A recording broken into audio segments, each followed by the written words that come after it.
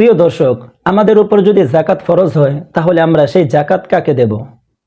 আল্লাহ তাআলা পবিত্র মহাগ্রন্থ আল কোরআনে কারিমের মধ্যে বলেছেন ৮ শ্রেণীর লোকদেরকে যাকাত দিতে পারবে। আল্লাহ তাআলা বলেন, ইন্নামাস সাদাকাতু লিল ফুকারাই ওয়াল মাসাকিন ওয়াল আমিলিনা আলাইহা ওয়াল মুআল্লাফাতি কুলুবুহুম ওয়া ফির রিকাবি ওয়াল গারিমিনা ওয়া ফি সাবিলিল্লাহি ওয়া ইবনিস সাবিল। আল্লাহ তাআলা এই আয়াতের মধ্যে ৮ শ্রেণীর লোকদেরকে যাকাত দেওয়ার জন্য বলেছে। তো আমরা তো সকলে একটা বিষয় জানি যে গরিব মিসকিন যারা অভাবগ্রস্ত রয়েছে তাদেরকে আমরা যাকাত দিব।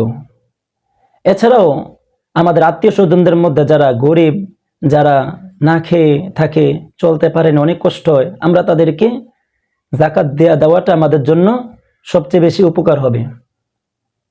তো আমরা কাদেরকে, আত্মীয় স্বজন হোক অথবা ভাইরে হোক, কাদেরকে আমরা যাকাত দিতে পারবো না?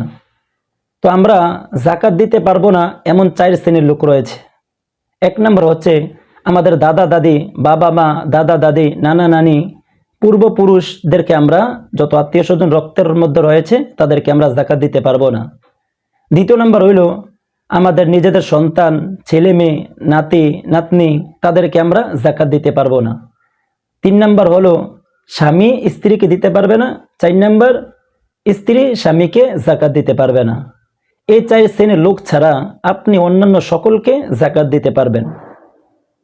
আপনার আত্মীয় স্বজনের মধ্যে যদি ভাই বোন, খালা খালু, শ্বশুর শাশুড়ি তারা যদি যাকাত পাওয়ার যোগ্য হয় তাহলে তাদেরকে আপনি যাকাত দিয়ে দিবেন।